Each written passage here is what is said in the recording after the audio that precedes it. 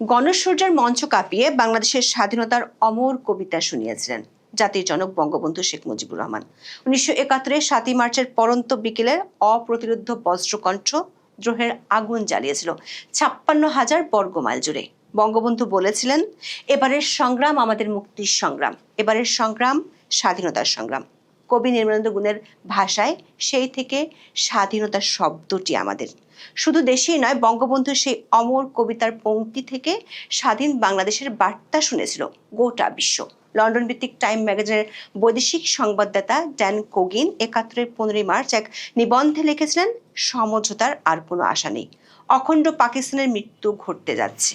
পাকিস্তানের সামরিক জান্তার ভিত কাঁপিয়ে দিয়েছিল বঙ্গবন্ধুর ঐতিহাসিক এই ভাষণ। সরাসরি সম্প্রচারের উপর দেওয়া হয়েছিল নিষেধাজ্ঞা, তবে পাকিস্তান রেডিওর ঢাকা কেন্দ্রের বাঙালি কর্মীদের অপ্রতিরোধ্য সাহসের কাছে নতি স্বীকার করতে হয় ইয়াহিয়া সরকারকে।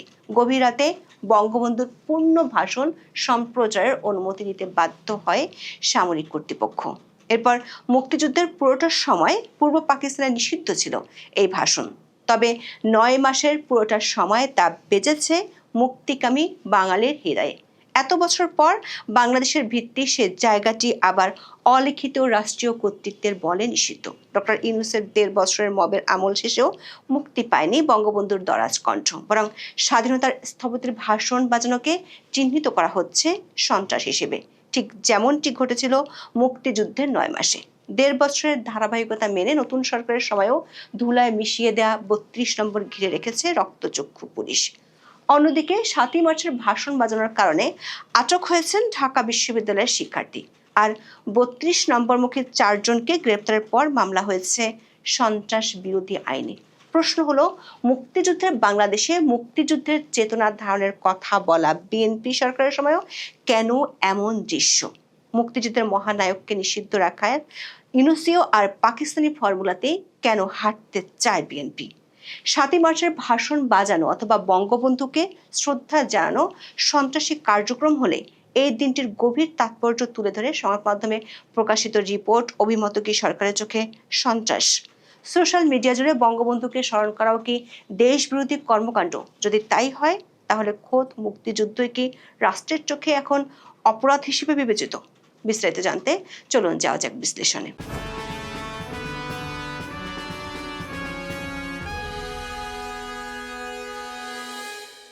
বাঙালি জাতির মুক্তি সংগ্রাম হঠাৎ করে একদিনে শুরু যেমন হয়নি, তেমনি একদিনে শেষ হয়ে যায়নি। এই সংগ্রাম ছিল ধারাবাহিক। সেই ধারাবাহিক আন্দোলনের এক পর্যায়ে 55 বছর আগে 1971 সালের 7ই মার্চ বঙ্গবন্ধু শেখ মুজিবুর রহমান তার ভাষণে স্বাধীনতার সংগ্রামের ডাক দিয়েছিলেন। 7ই মার্চের উত্তাল দিনটিতে তৎকালীন পূর্ব পাকিস্তানের রাজধানী ঢাকা ছিল মিছিলের শহর। ঢাকা সহ দেশের বিভিন্ন প্রান্ত থেকে দলে দলে মানুষ পায়ে হেঁটে, বাস, লঞ্চে কিংবা ট্রেনে চেপে রেসকোর্স ময়দানে সমবেত হয়েছিল। ধর্ম, বর্ণ, গোত্র নির্বিশেষে লাখ লাখ মানুষের সয়লাভ হয়ে গিয়েছিল বিশাল সে ময়দান। বঙ্গবন্ধুর ভাষণ শুনতে আসা মানুষের ভিড়ে সেদিন রেসকোর্স ময়দান রূপ নিয়েছিল জনসমুদ্রে। মুহুর্মুহ গর্জনে ফেটে পড়েছিল উত্থিত বাঁশের লাঠি হাতে সমবেত লাখ লাখ বিক্ষুব্ধ মানুষ। বাতাসে উড়ছিল বাংলার মানচিত্র আঁকা লাল সূর্যের অসংখ্য পতাকা। বিকাল 3টা 20 মিনিটে সাদা পাজামা পাঞ্জাবি আর হাত কাটা কালো কোট পরে বঙ্গবন্ধু যান রেসকোর্সের মঞ্চে। জনতার স্রোতে দাঁড়ান মাইকের সামনে। আকাশ কাঁপানো স্লোগান আর মুহুর্মুহ করতালির মধ্যে হাত নেড়ে অভিনন্দন জানান অপেক্ষামান জনসমুদ্রের উদ্দেশ্যে। তারপর শুরু করেন তার ঐতিহাসিক ভাষণ। কবিতার পংক্তির উচ্চারণের মতো তিনি বলে চলেন, আর যদি একটা গুলি চলে, আর যদি আমার লোকের উপর হত্যা করা হয়, তোমাদের উপর কাছে আমার অনুরোধ রইল, প্রত্যেক ঘরে ঘরে দুর্গ গড়ে তোলো। তোমাদের যা কিছু আছে তাই নিয়ে শত্রুর মোকাবেলা করতে হবে, এবং জীবনের তরে রাস্তাঘাট যা যা আছে সবকিছু আমি যদি হুকুম দেবার নাও পারি, তোমরা বন্ধ করে দেবে। বঙ্গবন্ধু বললেন, তোমরা আমার ভাই, তোমরা ব্যারাকে থাকো, কেউ তোমাদের কিছু বলবে না, কিন্তু আর আমার বুকের পর গুলি চালাবার চেষ্টা করো না। ভালো হবে না। 7 কোটি মানুষকে দাবায় রাখতে পারবো না। আমরা যখন মরতে শিখেছি তখন কেউ আমাদের দবাতে পারবে না। রেসকোর্স ময়দানের জনসমুদ্র তখন ছিল উত্তাল, যেন আরো কিছু শুনতে চায় জনতা। বঙ্গবন্ধু উচ্চারণ করলেন তার শেষ বক্তব্য। প্রত্যেক গ্রামে, প্রত্যেক মহল্লায়, প্রত্যেক ইউনিয়নে, প্রত্যেক সাব ডিভিশনে আওয়ামী লীগের নেতৃত্বে সংগ্রাম পরিষদ গড়ে তোলো এবং তোমাদের যা কিছু আছে তাই নিয়ে প্রস্তুত থাকো। মনে রাখবা, রক্ত যখন দিয়েছি রক্ত আরো দেব। এই দেশের মানুষকে মুক্ত করে ছাড়বো ইনশাআল্লাহ। এবারে সংগ্রাম আমাদের মুক্তির সংগ্রাম, এবারে সংগ্রাম স্বাধীনতার সংগ্রাম। জয় বাংলা। বঙ্গবন্ধুর এই ভাষণটি ছিল মাত্র 19 মিনিটের। সেটি দিয়ে তিনি বাঙালি জাতিকে তুলে আনেন অবিশ্বাস্য এক উচ্চতায়। এতে সামরিক আইন প্রত্যাহার, সৈন্যবাহিনীর ব্যারাকের প্রত্যাবর্তন, শহীদদের জন্য ক্ষতিপূরণ ও জনপ্রতিনিধিদের কাছে ক্ষমতা হস্তান্তরের 4 দফা দাবি তুলে ধরেন তিনি। সামরিক আইন মাশাআল্ল উদ্ধার করতে হবে। সমস্ত সামরিক বাহিনীর লোকদের ব্যারাকে ফেরত দিতে হবে। যেভাবে হত্যা করা হয়েছে তার তদন্ত করতে হবে। আর জনগণের প্রতিনিধির কাছে ক্ষমতা হস্তান্তর করতে হবে। মূলত বঙ্গবন্ধুর এই ভাষণের আহ্বানে মুক্তিযুদ্ধের প্রস্তুতি শুরু করে বাঙালি। এরপর 25শে মার্চ পাকিস্তানি বাহিনী আক্রমণ শুরু করলে বঙ্গবন্ধুর নির্দেশিত পথে শুরু হয় মুক্তিযুদ্ধ। পাকিস্তানি শোষক, দখলদার ও তাদের এদেশীয় দোসরদের বিরুদ্ধে 9 মাসের রক্তক্ষয়ী যুদ্ধের পর আসে স্বাধীনতা। 16 ডিসেম্বর অর্জিত হয় চূড়ান্ত বিজয়। অভ্যুদয় ঘটে বাংলাদেশ নামের একটি স্বাধীন সার্বভৌম রাষ্ট্রের। বঙ্গবন্ধুর এই অমর ভাষণকে 2017 সালের 30 অক্টোবর ইউনেস্কো ঐতিহাসিক দলিল হিসেবে স্বীকৃতি দেয়। বড় বিষয় হলো যুদ্ধ ও সামাজিক বিপর্যয় এবং সংরক্ষণের অভাবে বিশ্বজুড়ে ঝুঁকিতে থাকা নথিগুলোকে 20 বছর ধরে বিশ্ব প্রামাণ্য ঐতিহ্য হিসেবে স্বীকৃতি দিয়েছে ইউনেস্কো। এসব স্বীকৃতির মধ্যে ইউনেস্কো প্রথম কোনো ভাষণকে স্বীকৃতি দেয় যা ছিল অলিখিত। ইন্টারন্যাশনাল অ্যাডভাইজারি কমিটি ইউনেস্কোর মেমোরি অব দ্য ওয়ার্ল্ড বা AMOW কর্মসূচির অধীনে আন্তর্জাতিক তালিকায় মোট 78টি দলিলকে মনোনয়ন দেয়। এ তালিকায় 48 নম্বরে বঙ্গবন্ধুর 7ই মার্চের ভাষণটিকে স্থান দেওয়া হয়। বিশ্ব ঐতিহ্য ও গুরুত্বপূর্ণ ঘটনার আন্তর্জাতিক তালিকায় মূলত মেমোরি অব দ্য ওয়ার্ল্ড এর মাধ্যমে বিশ্বের বিভিন্ন অংশের ঘটনার সংরক্ষণ ও সবার কাছে পৌঁছানোর চেষ্টা করছে ইউনেস্কো। এই তালিকায় ঠাঁই পেতে হলে পর্যাপ্ত গ্রহণযোগ্যতা ও ঐতিহাসিক প্রভাব থাকতে হয়। দর্শক, বঙ্গবন্ধুর এই ভাষণটি পাকিস্তানি শাসকদের পিণ্ডি চটকে দিয়েছিল, তাদের ভিত কাঁপিয়ে দিয়েছিল। স্বাধীনতার পরও একইভাবে পাকিস্তানি দোসরদের মনোবেদনা আর যন্ত্রণার কারণ এখনো সেই ভাষণ। রেসকোর্স ময়দান থেকে বঙ্গবন্ধুর ভাষণ সরাসরি প্রচারের সব আয়োজন ছিল ঢাকা বেতার কর্তৃপক্ষের। প্রচার শুরু হয়েছিল, কিন্তু সামরিক কর্তৃপক্ষ প্রচার বন্ধ করে দিলে বেতারের সব বাঙালি কর্মচারী বেতার ভবন ছেড়ে বেরিয়ে আসেন। বন্ধ হয়ে যায় সব ধরনের সম্প্রচার কার্যক্রম। ঢাকার বাইরেও ছড়িয়ে পড়ে নানা গুজব। গভীর রাতে অবশ্য সামরিক কর্তৃপক্ষ বঙ্গবন্ধুর পূর্ণ ভাষণ সম্প্রচারের অনুমতি দিতে বাধ্য হয়। ওই ভাষণের পর গোটা বাংলাদেশে পাকিস্তানিদের পরিবর্তে বাঙালিদের নিয়ন্ত্রণ প্রতিষ্ঠিত হয়। অনেকে বিভিন্ন জায়গায় পূর্ব পাকিস্তানের শব্দ মুছে বাংলাদেশ লিখে দেন, যে ভাষণের মধ্য দিয়ে বাঙালির মুক্তির সংগ্রামের ভিত রচিত হয়েছিল। বাংলাদেশের জন্মের পর পাকিস্তানের দোসররা সেই ভাষণের বিরুদ্ধে সোচ্চার থেকেছে বরাবরই, কারণ তারা জানে 1971 সালের 7ই মার্চকে বাদ দিয়ে বাঙালি ইতিহাস লেখা সম্ভব নয়। বাংলাদেশের সামরিক শাসনামলে বঙ্গবন্ধুর 7ই মার্চের ভাষণ প্রচার ছিল নিষিদ্ধ। বিগত আওয়ামী লীগ সরকারের বিরুদ্ধে অভিযোগ ছিল তারা 7ই মার্চের ভাষণকে এত বেশি প্রচার করতেন যেটি মানুষের মধ্যে বিরক্তির উদ্রেক করত। অথচ 2024 সালের বৈষম্য বিরোধী আন্দোলনের নেতারা স্লোগান দিত, বঙ্গবন্ধুর বাংলায় বৈষম্যের ঠাঁই নেই।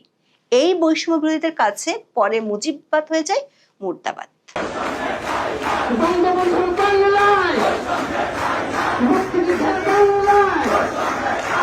বাংলাদেশের ইতিহাস থেকে বঙ্গবন্ধু শেখ মুজিবুর রহমানকে মুছে ফেলতে তাদের অনেক চেষ্টা ছিল গত অন্তর্বর্তী সরকারের আমলে। অধ্যাপক ইউনূসের প্রশাসনও তাদের নিয়োগকর্তাদের খুশি করতে একই কাজ করে গেছে। অধ্যাপক ইউনূসের আমলে রাষ্ট্রীয় দিবস থেকে বাদ দেওয়া হয় ৭ই মার্চকে। পাঠ্যপুস্তক থেকে ৭ই মার্চ সরিয়ে সেখানে জুলাই অভ্যুত্থানকে রিপ্লেস করা হয়। অথচ হাইকোর্টের সুস্পষ্ট নির্দেশনা আছে ৭ই মার্চের ঐতিহাসিক ভাষণকে পাঠ্যপুস্তকে অন্তর্ভুক্ত করার জন্য। ২০২২ সালের ৫ই ফেব্রুয়ারিতে হাইকোর্ট ৭ মার্চকে জাতীয় ঐতিহাসিক দিবস ঘোষণা চেয়ে করা এক রিটের শুনানিতে আদালত এই মত দিয়েছিলেন।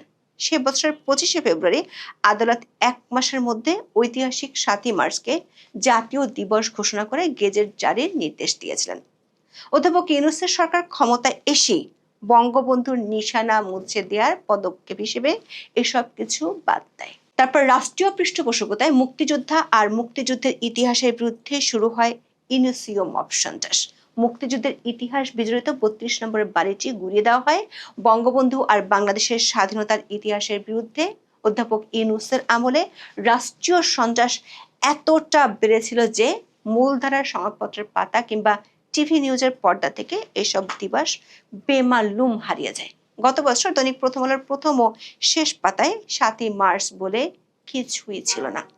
ইসলামী বিশ্ববিদ্যালয় বঙ্গবন্ধুর নামে থাকা হলের নাম পরিবর্তন করে ইতিহাসের ঘৃণিত রাজাকার শাহ আজিজুরের নামে নামকরণের ঘটনাও ঘটেছে।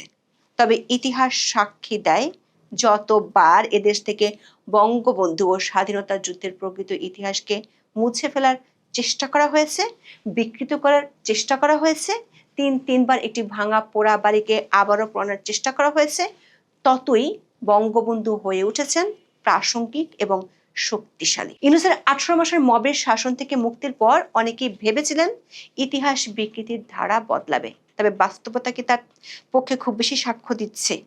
বিএনপি সরকার ক্ষমতায় আসার পর ৭ই মার্চ প্রথম আলো কিংবা অন্য পত্রিকাগুলোর প্রথম পাতায় ফিরেছে। সোশ্যাল মিডিয়া জুড়ে ঘুরছে বঙ্গবন্ধু সেই উদ্যত তর্জনী। তবে রাষ্ট্রীয় দমনের ছবিটা যেন ঠিক ইউনূসের আমলের মতোই। ৭ই মার্চের প্রথম প্রহরের আগে নতুন করে ৩২ নম্বর ঘিরে ফেলে পুলিশ বাহিনী। সাজোয়া যান নিয়ে দিনভর তাদের যে যুদ্ধ প্রস্তুতি, সে যুদ্ধ যেন বাংলাদেশের অস্তিত্বেরই বিরুদ্ধে। ছড়িয়ে পড়া একটি ভিডিওতে দেখা যায় বিশেষ চাহিদা সম্পন্ন এক শিশু বেষ্টনীর ভেতরে ঢুকে পড়ে নাজেহালের শিকার হচ্ছে। তার অসহায় বাবার চোখ থেকে ঝরছে হতাশা এবং ক্ষোভের আগুন। ইউনূসের শাসনামলের ১.৫ বছরে ৩২ নম্বর ঘিরে এভাবে মানুষকে নাজেহাল করার অসংখ্য ঘটনা ঘটেছে। পুলিশের সামনে নারীকে বেধড়ক মারধর করে ক্ষমতার জানান দিয়েছে কিংস পার্টি নেতারা। আবার ৩২ নম্বর দখলে নেওয়ার স্লোগান দিয়ে মিছিল করেছেন বিএনপির সমর্থকেরা। দেখা যাচ্ছে সরকার পরিবর্তনের পরেও মুক্ত হয়নি দেশের স্বাধীনতার বাতিঘর ৩২ নম্বর। এখানেই শেষ নয়, ঐতিহাসিক ৭ই মার্চ ফুল নিয়ে ৩২ নম্বরে যাওয়ার পথে গ্রেপ্তার হয়েছেন ৪ জন। তাদের বিরুদ্ধে মামলা হয়েছে সন্ত্রাস বিরোধী আইনে। অন্যদিকে চাংখারপুল মোড়ে ৭ই মার্চের ভাষণ বাজানোর ঘটনায় ঢাকা বিশ্ববিদ্যালয়ের শিক্ষার্থী সহ ২ জনকে আটক করা হয়েছে। শাহবাগ থানার ওসি নির্দ্বিধায় সাংবাদিকদের বলেন, বঙ্গবন্ধুর ৭ মার্চের ভাষণ বাজানো নিষিদ্ধ, এ কারণে ২ জনকে তুলে আনা হয়েছে। সারা দেশে দেখা গেছে রাষ্ট্রীয় বিধিনিষেধের এমন বেড়াজাল, অথচ শুনতে অবাক লাগলেও বিএনপি দল হিসেবে ৭ই মার্চ পালন করত। খুব বেশি দিন আগের কথা নয়, ২০২১ সালের ৭ই মার্চ ঐতিহাসিক এই দিনটি আনুষ্ঠানিকভাবে পালন করেছিল বিএনপি। যদিও এটি নিয়ে আওয়ামী লীগের ভেতরে মিশ্র প্রতিক্রিয়া তৈরি হয়েছিল তখন। মূলত বাংলাদেশের স্বাধীনতার সুবর্ণ জয়ন্তী পালনের অংশ হিসেবে প্রথমবারের মতো ঐতিহাসিক ৭ই মার্চ পালন করে বিএনপি। স্বাধীনতার ৫০ বছর পূর্তি উপলক্ষে মার্চ মাস জুড়ে যে ১৯ দিনের কর্মসূচি ঘোষণা করে বিএনপি, তার মধ্যে ৭ই মার্চকেও রাখা হয়। এদিন বিকালে জাতীয় প্রেস ক্লাবে এক আলোচনা সভার আয়োজন করেছিল বিএনপি। দর্শক, সেই অনুষ্ঠানে বিএনপি নেতারা কি বলেছিলেন? বিবিসি বাংলার খবর থেকে জানা যায়, ওই অনুষ্ঠানে বিএনপি নেতারা বলেছিলেন ১৯৭১ সালের ৭ই মার্চের ভাষণ ঐতিহাসিক এবং জনগণকে উদ্দীপ্ত করেছিল। সেই সময় অবিসংবাদিত নেতা জনাব মরহুম শেখ মুজিবুর রহমানের ভাষণে মানুষকে ঐক্যবদ্ধ হওয়ার নির্দেশনা ছিল, আমরা তা অস্বীকার করি না। ২০২৩ সালেও ৭ই মার্চ উপলক্ষে বিএনপির কর্মসূচি ছিল। এদিন রাজধানীর নয়াপল্টনে দলের কেন্দ্রীয় কার্যালয়ে দোয়া মাহফিলের আয়োজন করা হয়। কিন্তু 2024 সালের 5ই আগস্টের পালাবদলের পর থেকে বিএনপির কাছে 7ই মার্চ আর পালনযোগ্য কিছু নয়, বরং বিএনপির নতুন সরকার আমলে যখন স্বাধীনতা বিরোধীরা বঙ্গবন্ধু আর মুক্তিযুদ্ধের ইতিহাসকে অপমান করে যাচ্ছে, তখন বিএনপি সরকারের মুখে কুলুপ।